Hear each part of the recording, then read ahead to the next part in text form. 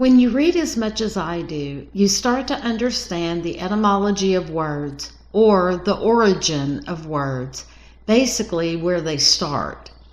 Considering what we were experiencing in this silent war of information warfare, it's imperative to understand that this is one way we were duped, or, put another way, the way we were taken advantage of, confusing our English language with so many variant word forms and meanings, basically creating the land of confusion we see today here in America.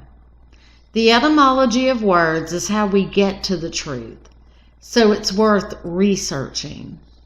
Ironically, what we were experiencing with this pandemic or panic is the root word pan, Pan being a deity or false god. According to Theoge, quote, Pan was the god of shepherds and hunters and of the meadows and forests of the mountain wilds. His unseen presence aroused panic in those who traversed his realm. Pan was depicted as a man with horns, legs, and a tail of a goat, a thick beard, snub nose, and pointed ears. Quoting from Greek gods and goddesses, however, he is often depicted with horns on his head, and his face is usually unattractive. So Pan is described much like the Baphomet, at least in appearance. He is a horned entity of which the Whitehead cult has an affiliation for, or at least Wikipedia goes on to say about the deity Pan, quote, with his homeland in rustic Acadia, or Arcadia, he is also recognized as the god of fields, groves, wooded glens, and often affiliated with sex. Because of this, Pan is connected to fertility and the season of spring. The ancient Greeks also considered Pan to be the god of theatrical criticism. The word panic ultimately derives from this god's name.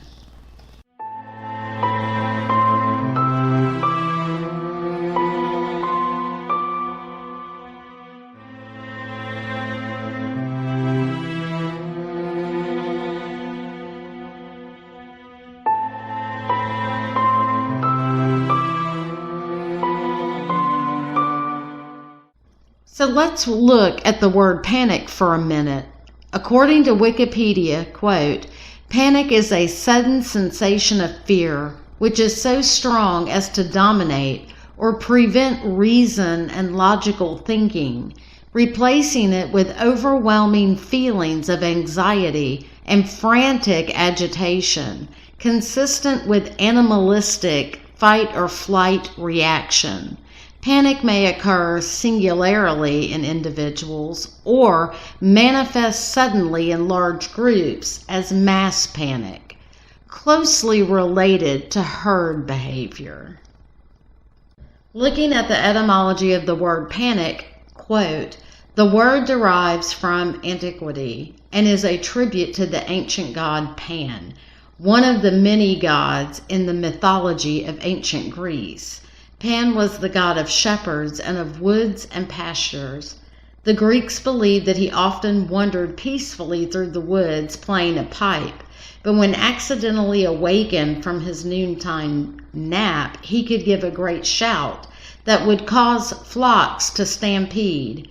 From this aspect of Pan's nature, Greek authors derived the word panikos, or sudden fear, the ultimate source of the English word panic.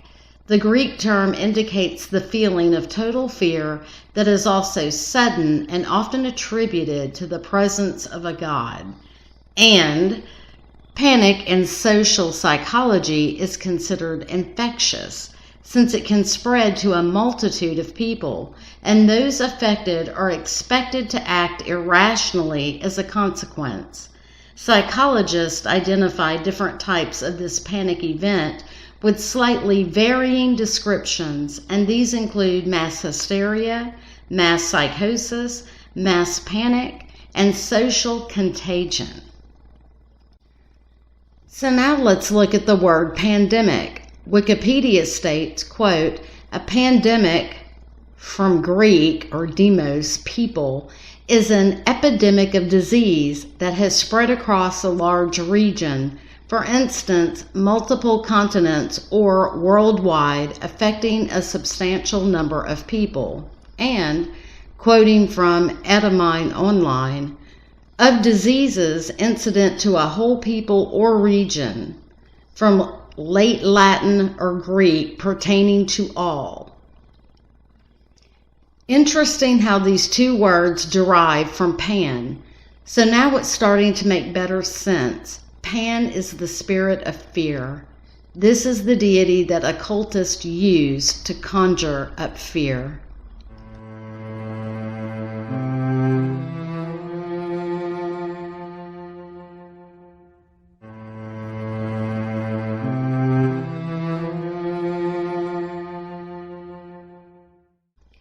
The origins of this false god, Pan, I quote, "Many modern scholars consider Pan to be derived from the reconstructed Proto-Indo-European god, Pushan, whom these scholars believe to have been an important pastoral deity. The Rigvedic god Pushan is believed to be a cognate of Pan. The connection between Pan and Pushan was first identified in 1924 by the German scholar Hermann Kollitz. The familiar form of the name Pan is contracted from earlier or derived from the root of pe.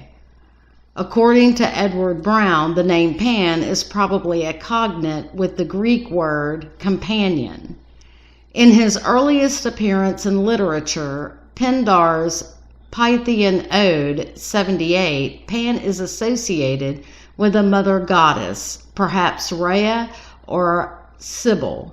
Pindar refers to a maiden's worshipping Sibyl and Pan near the poet's house in Boeotia." Close quote. Quote, "The worship of Pan began in Arcadia, which was always the principal seat of his worship.